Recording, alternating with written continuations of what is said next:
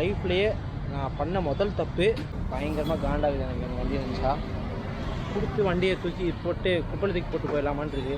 அதுவும் போட முடியல. அதுவும் நிறைய ஃபார்மாலிட்டிஸ் இருக்கு குப்பையில் போடுறது கூட. I am restricted, fixed upon the web. I need to kick the habit that my mind is breathing in. Break out, I've got to see. Spent all my life holding all of it closely.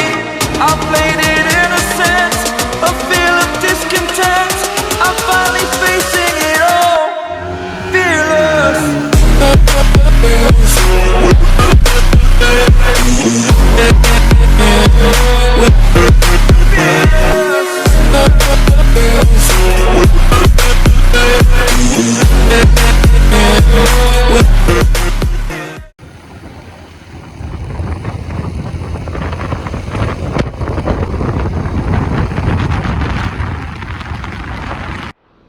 Hi guys, Kerala again. திருப்பி கேரளாக்குள்ளே வந்துட்டோம். ஏன்னா intro இப்படி ஒரு மோசமான intro ஆரம்பிக்கிறதுன்னு சொல்லாதீங்க. ஆமாம் guys, சரி okay fine, எப்பவும் போல் ஆரம்பிச்சிடலாம். Welcome back to my channel. நான் பேச நிலமையிலாம் இல்லை, எனக்கு மைண்டே சரியில்லை, ஒரு மாதிரி வெறுப்பாக தான் இருக்குது. ஸோ கேரளாவில் தான் இருக்கோம். இப்போ பாலக்காடு க்ராஸ் பண்ணிட்டோம். நம்ம திருப்பி வந்த வழியிலேயே, அதாவது நம்ம மாஹிலேருந்து ரிட்டர்ன் வந்துருந்தோம்ல, ஸோ அந்த வழியிலே திருப்பி போகிறோம். ஒரு சின்ன வேலை என்னென்னு பார்த்தீங்கன்னா, கொஞ்சம் வெறுப்பான லைஃப் வீஸ், ஒரு ஒர்ஸ்டான வெறுப்பான லைஃபு. நம்ம பைக் பிரேக் டவுன் ஆகிடுச்சு. அதை ஏன் கேட்குறீங்க அப்படின்ற மாதிரி தான் எனக்கு இருந்துச்சு. ஆப்போசிட்லேயும் கூட பார்த்திங்கன்னா ஒரு தம்பி இருக்கான். அவன் காட்டவா வேணாமான்னு தெரியல, அவன் வேணான்ற மாதிரி கையை கும்பிட்டு போட்டான். ஸோ என்னென்னு பார்த்தீங்கன்னா, ஃபஸ்ட் அண்ட் ஃபார்மோஸ்ட் பார்த்திங்கன்னா அவங்க தான் வந்திருக்கேன். ஏன்னா தனியாக என்னால் வரத்துக்கு செம்ம கடுப்பாக இருந்துச்சு. சரி, ஐ நீட் சம் ஒன் அப்படின்ற மாதிரி ஒரு தாட் இருந்துச்சு. ஸோ அதனால் அவனை கூப்பிட்டு வந்துட்டேன். போயிட்டுருக்கோம். 240 கிலோமீட்டர் இல்லைடா? ஆமாம்ண்ணா, 240 கிலோமீட்டர். திருப்பி அதே வந்த ரூட்லேயே திருப்பி போகிறோம். ஆக்சுவலி நேற்று, அதாவது லாஸ்ட் வீடியோவோட கண்டிஷன் மாதிரி தான் இந்த வீடியோன்னு வச்சுக்கோங்களேன். அதாவது லாஸ்ட் வீடியோவில் அதுக்கப்புறம் எப்படி கோயம்புத்தூர் வந்தேன்றதை நான் போடவே இல்லை. யாருக்கும் இந்த அப்டேட்டோடு இருந்திருக்காது. ஸ்டோரி கூட இன்ஸ்டாகிராமில் போட்டிருக்க மாட்டேன். நீங்கள் இப்போ தெரிஞ்சிருக்காது உங்களுக்கு. அதோட இந்த ஸ்டோரி ஷார்ட்டாக சொல்லி முடிச்சிடுறேன், ஓகேவா? ஸோ என்னென்னு பார்த்தீங்கன்னா, ரிட்டர்ன் வந்துட்டுருக்கோம். கேலிக்கட்லேருந்து ஒரு 30 கிலோமீட்டர் தூரத்தில் பார்த்தீங்கன்னா ஒரு ஆக்சிடெண்ட் ஆச்சு. ஆக்சிடென்ட் வண்டியோட தெரியாமல் போய் விட்டுட்டேன் அப்படின்லாம் நினைக்காதீங்க. முக்கியமான விஷயம் என்னென்னா, ஒரு பாட் ஹோல் இருந்துச்சு. ரோடு கன்ஸ்ட்ரக்ஷனாக செஞ்சுருந்தாங்க. ஒரு பாட் ஹோல் இருந்துச்சு. நைட் டைம் என்னோட லைட்டோட இலுமினேஷன் சரியாக இல்லாமல் இருந்துச்சு. ஸோ நான் வண்டியை அந்த பாட்டிலுக்குள்ள பட்டக்குன்னு விட்டுட்டேன். ஒரு 60-70 வந்துட்டு இருந்தோம். பட்டக்குன்னு உள்ளே விட்டுட்டேன். உள்ளே விட்ட அந்த ஜர்க்கில் அப்படியே ஃபோர்க் பெண்ட் ஆகிடுச்சு. என்னால் வண்டி மூவ் பண்ண முடியல. நல்ல வேலை பார்த்தீங்கன்னா ஆப்போசிட்லேயே பஜாஜ் ஷோரூம் சர்வீஸ் சென்டர் இருந்துச்சு. பட் அங்கே கொடுக்கல. ஏன்னா அப்போ டைம் பார்த்திங்கன்னா ஆல்மோஸ்ட் 6-7 மணிக்கிட்ட இருக்கும். ஏன்னா அந்த டைமில் ஷோரூம் சர்வீஸ் சென்டர்லாம் எதுவும் ஓப்பனில் இருக்காதுல்ல. ஸோ அதனால் கொடுக்க முடியல. வண்டியை ஓரமாக பார்க் பண்ணிவிட்டு அதுக்கப்புறம் கிளம்பி நானும் அவங்களும், ஓகே, ஸோ அவங்க யாருன்றது லாஸ்ட் வீடியோ பார்த்துன்னா உங்களுக்கு தெரிஞ்சிருக்கும். ஸோ நானும் அவங்களும் கிளம்பிட்டோம். ஸோ எப்படி கிளம்பணும் பார்த்திங்கன்னா, பஸ்ஸில் தான். அங்கேருந்து கேலிக்கட் கேலிக்கட்லேருந்து பஸ் பிடிச்சி டேட்டா கோயம்புத்தூர் பஸ் இருக்குன்னு பார்த்தோம். கோயம்புத்தூர் பஸ் எதுவுமே இல்லை அப்படின்னாங்க. சரி, பாலக்காடு வரலான்னு சொல்லிட்டு பாலக்காடு வந்துட்டோம். பாலக்காடுலேருந்து சரி கோயம்புத்தூர் வரலாம்னு பார்த்தா, பாலக்காடு வந்தப்போ பார்த்திங்கன்னா டைம் பார்த்திங்கன்னா ஆக்சுவலாக அந்த ஷாக் அந்த பாட்டோவில் விட்ட இதில் அந்த ஜர்க்கில் பார்த்திங்கன்னா அவங்களுக்கு சரியான பேக் பெயின். ஸோ ஒரு மாதிரி எனக்கும் வரிடாக தான் இருந்துச்சு. செம்ம கடுப்பாக இருந்துச்சு. ஒரு பயங்கரமான ஒரு ஃபஸ்ட் எக்ஸ்பீரியன்ஸ் மாதிரி தான் ஃபீல் பண்ணேன். ஐயோ என்னடா எப்படி இருக்குது அப்படின்ற மாதிரி ஃபீல் ஆச்சு எனக்கு. டைம் 2 மணிக்கிட்ட ஆயிடுச்சு. ஆமாம், அதாவது ஏர்லி மிட் நைட் 2 மணி ஆயிடுச்சு. 2 மணிக்கு அங்கேருந்து சரி கோயம்புத்தூர் பஸ் ஏறலான்னு பார்த்தா கோயம்புத்தூர் அங்கேருந்து பஸ்ஸே இல்லை. அவங்கன்னா சரி காலைல தான் ஆகும் அப்படின்ட்டாங்க. மார்னிங் பார்த்திங்கன்னா அவங்களுக்கு கொஞ்சம் ஒர்க் இருக்குது, ஆஃபீஸ்க்கு லேட் ஆகிருக்குன்னு சொல்லிட்டு 7 மணிக்கு ஆஃபீஸில் இருக்கணுன்ற ஒரு கட்டாயம். ஸோ அதனால் பார்த்திங்கன்னா நாங்கள் அங்கேருந்து உடனே கிளம்ப வேண்டிய நிலமை. ஏன்னா பாலக்காடில் எங்களால் நைட்டும் ஸ்டே பண்ண முடியாது. தனியாக வேறு குளிர் வேறு ஒரு மாதிரி இருந்துச்சு. 2 பேர் மட்டும் தனியாக ஸ்டே பண்ணுற மாதிரி இருக்கும். ஒரு மாதிரி கடுப்பாக இருந்துச்சு. மார்னிங் 7 மணிக்குள்ளே வீட்டுக்கு வந்தாகணும். அதனால் பாலக்காடுலேருந்து பஸ் இல்லை. ஸோ ஒரு ஆட்டோ கேட்டோம். ஸோ ஆட்டோ என்ன சொன்னாங்க, பார்டர் மட்டும் க்ராஸ் பண்ணி வரும். ஏன்னா கோவிட் டைம், பார்டர் மட்டும் க்ராஸ் பண்ணி வரும், அதுக்கு மேலே எங்களால் முடியாது அப்படின்னு சொல்லிட்டாங்க. அங்கேருந்து பார்த்திங்கன்னா பார்டர் க்ராஸ் பண்ணி வர வரைக்கும் ஒரு ஆட்டோ பிடிச்சோம். அதுக்கு ஒரு 600 ரூபா கிட்ட ஆயிடுச்சு. ஸோ பார்டர் மட்டும் கிராஸ் பண்ணி விட்டார் அந்த அண்ணன். அதுக்கப்புறம் வந்து என்ன பண்ணுறேன்னு தெரில. அப்புறம் ஒரு லாரி வந்துட்டுருக்காங்க. ஒரு லாரி வந்து அந்த சைடு செக் போஸ்ட் கிராஸ் பண்ணாங்க. அவங்ககிட்ட ஒருத்தவங்க வந்து கை போட்டு லைக் லிஃப்ட் கேட்டோம். லிஃப்ட் கேட்டு சரி என்ன சொன்னாங்க, சரி உப்பரம் வைக்கணும்னா ட்ராப் பண்ணுறோம், கிலோமீட்டருக்குள்ளே உப்பரம் வைக்கணும் ட்ராப் பண்ணோம், அதுக்கப்புறம் எப்படியே மேட்ச் பண்ணி போய்க்கோங்க அப்படின்ட்டாங்க. ஏன்னா நடுராத்திரி எங்களுக்கு வேறு வழி தெரியல. சரி ஓகே அப்படின்னு சொல்லிட்டு அங்கேருந்து லிஃப்ட் கேட்டு லாரியில் வந்து எப்படியோ கஷ்டப்பட்டு வந்துட்டோம். உப்படத்துலேருந்து அப்புறம் இன்னொரு ஆட்டோ பிடிச்சி அதுக்கப்புறமா வீட்டுக்கு கொண்டு போய் அவங்கள சேர்த்துட்டு அவங்கள வந்து வீட்டில் கொண்டு போய் ரீச் பண்ணிவிட்டு அதுக்கப்புறமா நான் வீட்டுக்கு கிளம்பி போனேன். நான் வீட்டுக்கு போய் ரீச் ஆகும்போது 3 மணி ஆயிடுச்சு. பட் எங்களுக்கு உள்ளே வந்து ஒரு ஹாப்பினஸ் இருந்துச்சு. ஸோ இந்த வீடியோ வந்து அதோட கண்டிஷன் தான். வண்டி வந்து டேமேஜ் ஆனதுனால இப்போ நம்ம ஆக்சுவலாக அந்த ஸ்பாட் டிக்கெட்டே போகிறோம். வண்டி எங்கள் வரணும் நிறுத்தி வச்சுட்டு வந்துருக்கேன். போயிட்டு ஹோப்ஃபுல்லி நோ பார்க்கிங் எதுவும் அங்கே இருக்கக்கூடாது. அங்கேருந்து வண்டி எடுத்துகிட்டு போலீஸ் வந்து எடுத்துகிட்டு போயிருக்கக்கூடாது. ஸோ அது ஒரு ப்ராப்ளம் மட்டும்தான். கொஞ்சம் பயமாக இருக்குது எனக்கு. இப்போதைக்கு அங்கே போயிட்டு நான் சாப்பிடாமல் பேசிகிட்டு இருக்கேன். எனக்கு யூடியூப் தான் முக்கியம்னு பண்ணிட்டுருக்கேன். It's okay. அங்கே போயிட்டு பார்த்திங்கன்னா நம்ம வண்டி எடுத்துகிட்டு ஆப்போசிட்லேயே பஜாஜ் சர்வீஸ் ஷோரூம் இருக்குது. அங்கே கொடுத்து வந்து என்னென்ன ஃபோர்க்கு இதெல்லாம் வந்து செக் பண்ண போகிறோம். இன்றைக்கே வந்து வண்டி ரிட்டர்ன் கிடைக்காது நமக்கு கண்டிப்பாக. அதனால் வண்டி இன்றைக்கி கொண்டு போய் கொடுத்துட்டு ஓரளவுக்கு வந்து நம்ம என்ன எதுன்னு ஃபார்மாலிட்டிஸ்லாம் பார்த்து உடனே நம்ம வந்து ரிட்டர்ன் கிளம்பி வரணும். நைட்டுக்குள்ளே இன்றைக்கி வீட்டுக்கு வந்தாகணும். அன்றைக்கி நைட் ஆன மாதிரி ரொம்ப லேட் ஆகிடக்கூடாது. ஸோ இன்றைக்கி நம்ம முடிஞ்ச அளவுக்கு சீக்கிரமாகவே நாங்கள் வந்து வேலையை முடிச்சு கிளம்பிடுவோம். என்னடா அடுத்தானே ஆமாம். ஏன்னா இவனுக்கும் வந்து வீட்டில் வந்து சீக்கிரமாக வீட்டில் இருக்கணும். ஸோ அதனால் ரொம்ப டிலே பண்ண முடியாது எங்களால். எவ்வளோத்துக்கு எவ்வளோ சீக்கிரமாக முடியுதோ முடிச்சுட்டு கிளம்பிடுவோம். ஸோ அவ்வளோதான் கைஸ். இந்த ஒரு சின்ன அப்டேட் எவ்வளோ தான். போகப்போ அப்படி கன்டினியூ பண்ணுறேன். எனக்கு தெரிஞ்சு இதுக்கு அடுத்த ஃப்ரேம் வந்து டேரெக்டாக நாங்கள் அந்த ஷோரூம்லேருந்து காட்டுற மாதிரி தான் இருக்கும்னு நினைக்கிறேன். ஸோ அப்படியே கன்டினியூ பண்ணுறேன். கடை கைஸ் பார்த்தீங்கன்னா இப்போ வந்து பைக் வந்து காட்டுங்க. அங்கே நிற்கிது கேட்டா தெரியுதா? தெரியுதுடா? சரி ஓகே. ஸோ அங்கே தான் நிற்கிது. பைக்கோட கண்டிஷன் வந்து இப்போ காட்டுறேன் வாங்க.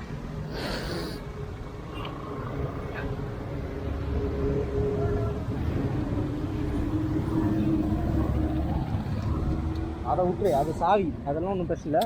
இப்போ மெயின் முக்கியமான விஷயம் என்னென்னு பார்த்தீங்கன்னா சொன்ன பார்த்தீங்களா ஃபோர்க் பெண்டு தெரியுதா? கிளியராக தெரியுதா? அது ஒன்று தெரியுதா? நல்ல பெண்டு. இங்கே பாருங்க, இங்கே பாருங்க. அந்த விட்ட பாட் ஹோலில் அந்த குழிக்குள்ள விட்டதில் ஃபோர்க்கே பெண்ட் ஆகிடுச்சு. இது அப்படியே கழுந்துருச்சு. இதுதான் பிடுங்கிடுச்சு. சரி இப்போ இதை நல்ல வேலை புண்ணியவயம் ஆப்போசிட்லேயே பஜாஜோட சர்வீஸ் சென்டர் வச்சுக்கிறான். அங்கே கொண்டு போய் இப்போதைக்கு வண்டியை உருவம் போகலாம். இதெல்லாம் காட்டணும். இந்த வாபிளாக இதெல்லாம் காட்டணும். எதுனா இந்த வண்டி வருஷம் இழுத்துட்டு போகுதுல்ல, அதான் இழுக்குது பாருங்க. அதான் போது பாருங்க ஒரு ஓரமாக. போனோம் நீங்கம்மா. Okay bro, okay bro, okay bro, okay bro, thank you bro. இதோ பாருங்க வந்துட்டோம் பஜாஜ் ஷோரூமு. ஒரு சைடு பாடுறா டேய், எப்படி இருக்குது பாரு.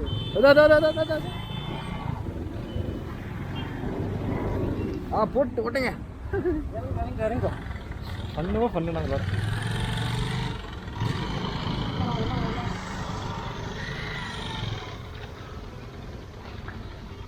பார்த்துனா பார்த்து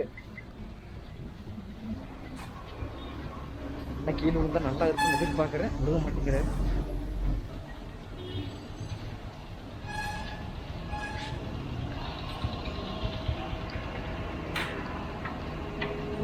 கைஸ் பார்த்தீங்கன்னா நம்ம வந்து இதுதான் பஜாஜ் சர்வீஸ் சென்டர் முன்னாடி நின்றுருக்கேன். உள்ளே வந்து என் வண்டியை கொடுத்தேன். அவங்க வந்து என்னென்ன மாற்றணுன்றது சொன்னாங்க. இருங்க அதோட ஸ்க்ரீன்ஷாட், அதோட ஃபோட்டோ வந்து பார்த்தீங்கன்னா இப்போ நான் உங்களுக்கு இங்கே போடுறேன் பாருங்கள். என் ஃபோனில் இருக்குது. ஸோ அதை நான் இங்கே போடுறேன். ஏன்னா தெரியுமா சொன்னாங்க, மெயினாக முக்கியமாக சொன்னது பார்த்தீங்கன்னா ஃப்ரண்ட் வீல் வந்து bend, handle bar bend, fork assembly மொத்தமாக மாற்றணும் பெண்டு, அப்புறம் டிஸ்க் பிளேட்டு பெண்டு, அப்புறம் வேறு என்ன சொன்னாங்க, பிரேக் லிவர் பெண்டு, அப்புறம் பிரேக் லிவர் வந்து மாற்றணும். உள்ளே வந்து ஏதோ எம்சி கிட்டுன்னு ஆமாம் எம்சி கிட்டுன்னு சொன்னாங்க. ஸோ அதையும் மாற்றணும்னு சொன்னாங்க. ஸோ இது மொத்தமாக சேர்த்து பார்த்தீங்கன்னா 17,500 rupees அப்படின்னு சொல்லி பட்ஜெட் வந்து போட்டாங்க. எனக்கு அப்படியே மொத்தமாக தூக்கி வரி போட்டுருச்சு. வண்டியோட விலையே வந்து 10,000 கூட வராதுன்னு நினைக்கிறேன். செம்ம வெறுப்பாக இருந்துச்சு. ஒரு மாதிரி மைண்டே வந்து ஒரு மாதிரி இரிட்டேட்டடாக ஃபீல் ஆச்சு எனக்கு. 10,000 15,000 கூட இந்த வண்டி போகாது.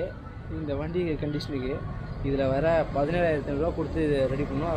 இது வந்து லைக் மக்காடெலாம் உடஞ்சிருக்கு. பட் அதெல்லாம் அவங்க கணக்கில் சேர்க்கவே இல்லை. முக்கியமான விஷயம் வீல் பெண்டு. ஸோ அதெல்லாம் வந்து எடுக்கணும் அப்படின்ற மாதிரி சொல்லிட்டு இருந்தாங்க. இதெல்லாம் ரொம்ப இம்பார்ட்டண்ட்டாக நான் சொன்னேன். இந்த மாதிரி இங்கேருந்து கோயம்புத்தூர் வரைக்கும் எடுத்துகிட்டு போகணும், எனக்கு கொஞ்சம் பார்த்து சொல்லுங்கன்னதுக்கு 70,500 லைக் ஃபைனலாக வந்து பில்லிங் பண்ணும்போது கொஞ்சம் வேணால் அப்படி கம்மி பண்ணிக்கலாம், பார்த்து ஏதாவது கம்மி பண்ணிக்கலான்ற மாதிரி சொன்னாங்க.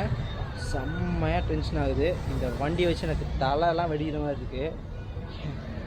ஒன்றும் இல்லைங்க, ஒரு பாட் ஹோலில் வந்து ஓரளவுக்கு ஒரு 60-70s வந்து ஒரு பாட் ஹோலில் விட்டதுக்கு இந்த நிலமை. ஒரு பாட் ஹோலில் விட்டு வண்டி வந்து மொத்தமாக ஃபெயிலியர் ஆனதுக்கான நிலமை தான் இது. வெறுப்பான ஒரு ஃபீலிங் எனக்கு. என்ன பண்ணுறேனே தெரியல. மண்டையெல்லாம் பிச்சுக்குது சொல்ல போனால். இந்த வண்டியை வந்து எனக்கு தெரிஞ்சு வந்து இதோட லாஸ்ட்டு குட் பைன்னு நினைக்கிறேன். இந்த வண்டிக்கு எனக்கு அந்த பாட் ஹோலுக்கு ஒரு 100-200 கிலோமீட்டர் தள்ளியே பார்த்தீங்கன்னா இந்த பஜாஜ் ஷோரூம் இருந்துச்சு. ஸோ அதனால் எனக்கு கொஞ்சம் ஈஸியாக இருந்துச்சு எனக்கு ஆக்சஸ் பண்ணுறதுக்கு. வந்து கேட்டால் பில் இப்படி ஹெவியாக போட்டு தள்ளிட்டாங்க. எனக்கு அப்படியே மை காட் அப்படின்னு என் ஃப்ரெண்டுக்கெலாம் கால் பண்ணி கேட்டப்போ மினிமம் 10,000 மேலே வந்துட்டா அப்படின்னு மாதிரி சொன்னாங்க. மனசுலாம் அப்படியே பக்குன்னு ஆயிடுச்சு, ஒரு மாதிரி வெடிக்கிற மாதிரி ஆயிடுச்சுன்னு வச்சுக்கோங்களேன். ஸோ அது ஒரு மெயின் செட்டு. இன்னொரு மெயின் விஷயம் பார்த்திங்கன்னா, என்னோடய இன்சூரன்ஸ் வந்து க்ளைம் பண்ண முடியுமான்னு பார்த்தேன். 2016 மாடலில். ஸோ என் பைக்கு ஸோ அது வந்து இன்சூரன்ஸ் க்ளைம் பண்ண முடியுமான்னு பார்த்தேன். பட் க்ளைம் பண்ண முடியாது போல் எனக்கு தெரிஞ்சு. ஏன்னா அது வந்து நான் செகண்டில் தானே வாங்கினேன் 5 இயர்ஸில். ஸோ 2016 கூட 5 இயர்ஸ்னால் 2021 ரினியூ பண்ணி 2022 ஆக்கியிருக்காங்க போல். ஸோ அது வந்து ரினியூ பண்ணியிருக்காங்க. தேர்ட் பார்ட்டி தான் போட்டிருக்காங்க. வேறு லெவல் டிசப்பாயின்மெண்ட் ஆகிடுச்சு. So bumper to bumper insurance அது மாதிரி போட்டிருந்தாங்கன்னா கொஞ்சம் க்ளைமாக இருக்குமோன்னு ஒரு சந்தோஷம் இருந்தேன். பட் செம்ம ஒரு மைண்ட் இரிட்டேட்டான ஃபீலிங். என்ன பேசுன்னு தெரியல. எனக்கு தெரிஞ்சு பார்த்திங்கன்னா இங்கே கேட்டேன், இங்கேருந்து வந்து ரிக்கவரி இந்த ஃப்ளாட் பெட் அந்த மாதிரி ஏதாவது கிடச்சின்னா அது வந்து தூக்கி போட்டு கொண்டு போயிடலாமா ஊருக்கு கொண்டு போய் அங்கேருந்து குப்பையில் தூக்கி போட்டால் கூட எனக்கு பிரச்சனை இல்லை, நிம்மதின்ற மாதிரி ஒரு ஃபீலிங் இருந்துச்சு. ஸோ அதான் பாசிபிலிட்டி இருக்கான்ற மாதிரி கேட்டேன். ஒரு ரோட் சைட் ரெசிடென்ஸோட ஒரு ஃபோன் நம்பர் கொடுத்தாங்க. ஸோ அங்கே வந்து கால் பண்ணேன். கால் பண்ணிட்டு இந்த மாதிரி வந்து லைக் சொன்னேன், இந்த மாதிரி இங்கே மாட்டிக்கிச்சு. ஸோ எனக்கு வந்து நான் இங்கே இருக்கேன், இங்கேருந்து எனக்கு கோயம்புத்தூர் எடுத்துகிட்டு போகணும் அப்படின்னு தான் சொன்னேன். அவைலபிலிட்டி இருக்கா என்ன ஏதுன்ற செக் பண்ணி சொல்கிறோம் சார் அப்படின்ற மாதிரி சொல்லியிருந்தாங்க. ஸோ அதுக்காக வெயிட் பண்ணுறேன். இந்த வண்டிக்கு 17,500 செலவு பண்ணி ரெடி பண்ணி கோயம்புத்தூர் நான் இதை எடுத்துகிட்டு போய் அதே 5,000 நான் கொடுக்குறதுக்கு 2,000 லாஸ் தான்.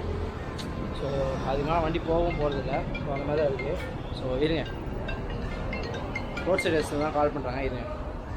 ஹலோ. ஸோ பார்த்துருப்பீங்க. ஐயோ இந்த ஃப்ளாட் பெட் வண்டி கேட்டேன். இங்கேருந்து 240 கிலோமீட்டர்ஸ் ஓகேங்களா, 240 கிலோமீட்டர்ஸு. ஆமாம் 240 கிலோமீட்டர்ஸ் இங்கேருந்து. அதான் ஒன் வே அவங்க போக முடியாது. ஸோ ரிட்டன் 240 + 240 ரிட்டன் ஒரு 500 கிலோமீட்டர்ஸ் கிட்டே வருதுனால 14,000 ஆகும் அப்படின்னு தான் சொன்னாங்க. எனக்கு அப்படியே ஐயோ அப்படின்னு செம்ம மைண்டு ஒரு மாதிரி இரிட்டேட்டாக ஃபீல் ஆகுது எனக்கு. சீரியஸாக வந்து எனக்கு என்ன பண்ணுறேன்னு தெரில. சீரியஸாக நான் வந்து இந்த வண்டியை கள்ளதிக்கு ஒரு பாறாங்கல் போட்டு உடச்சிடலாமான்னு பார்க்குறேன். எதுவும் பண்ண முடியாதுன்னு நினைக்கிறேன். ஒரு மாதிரி இரிட்டேட்டான நிலைமையில் இருக்கிறேன் எனக்கு தெரிஞ்சு.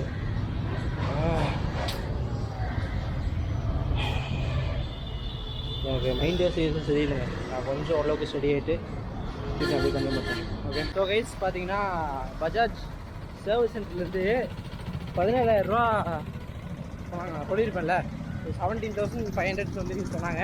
நான் வந்து அங்கேருந்து வந்திருக்கேங்க, கொஞ்சம் ஏதாவது பார்த்து பண்ணுங்க அப்படி இப்படின்னு சொன்னதுக்கப்புறம் பார்த்தீங்கன்னா கடைசியில் பில்லு போடுறப்ப குறைச்சிக்கலாம் தம்பி அப்படின்ட்டாருங்க. எனக்கு ஒரே அசிங்கமாக போச்சுங்க. அப்படி தான் எனக்கு இருக்குது.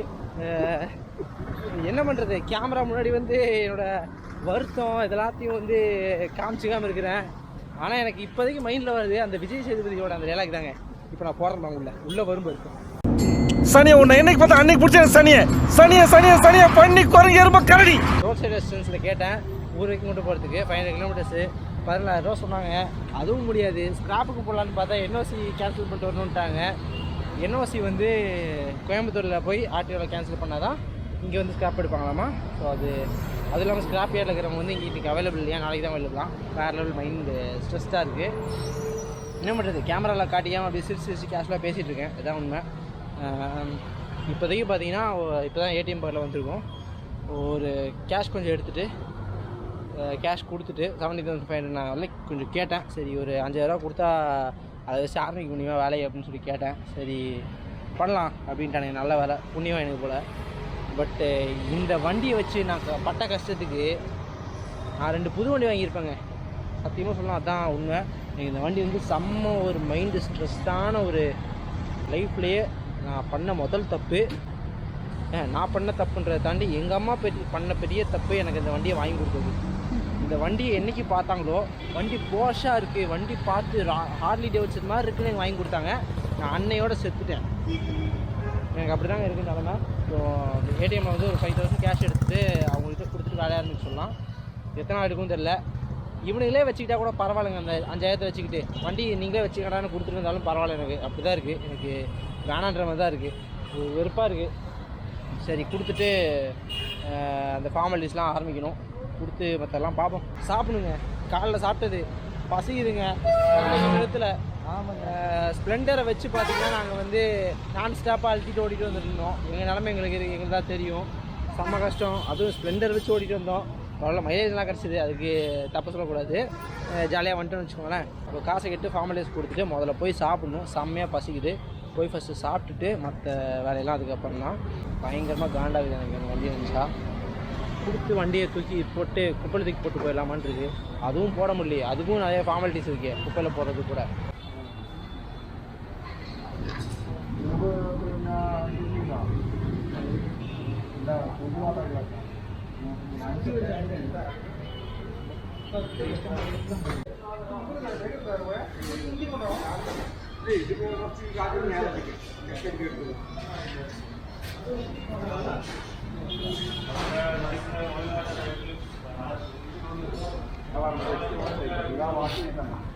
इतने फ्रंट व्हील में इसको रिप्लेसिंग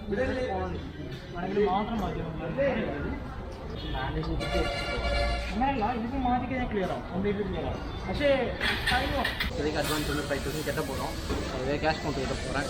ஸோ காசு கட்டிட்டு ஒர்க் வந்து முடிஞ்சதுக்கு அப்புறமா தான் மற்றெல்லாம் கால் பண்ணுவான்னு நினைக்கிறேன். என்ன பார்க்கலாம் அப்படின்னு. இப்போதைக்கு இதை கொடுத்துட்டு நாங்கள் வந்து சாப்பிட்டு கிளம்பிடுவோம். நான் இப்போ கேஷ் கொடுக்கலாம்ப்பா.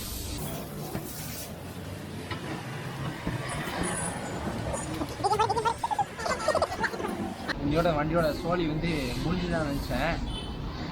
இந்த வண்டியை அப்படியே ஸ்கிராப் தூக்கி போட்டு குப்பையோட தூக்கி போட்டு இனிமேல் இந்த வண்டி பக்கமே வரவானு தான் நினச்சேன்.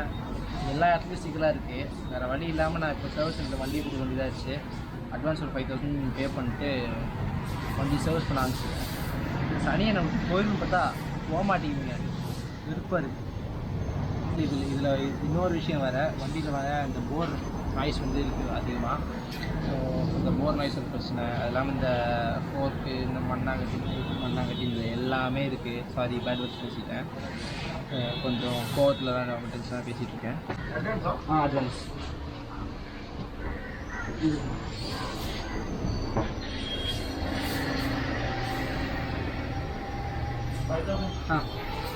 இந்த வண்டியிலேருந்து நடந்த ஒரே புண்ணியம், இந்த வண்டியிலேருந்து பெட்ரோல் திருடுறது மட்டும் தான் இந்த வண்டியிலேருந்து கிடச்ச ஒரே புண்ணியம்னு நினைக்கிறேன்.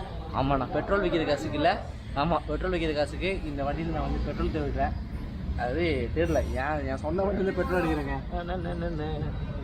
பரவாயில்ல, ஓரளவுக்கு பெட்ரோல் வந்து ஃபில் ஆகுது. 2 லிட்டர் தேரும் ஊற்றுறோம்.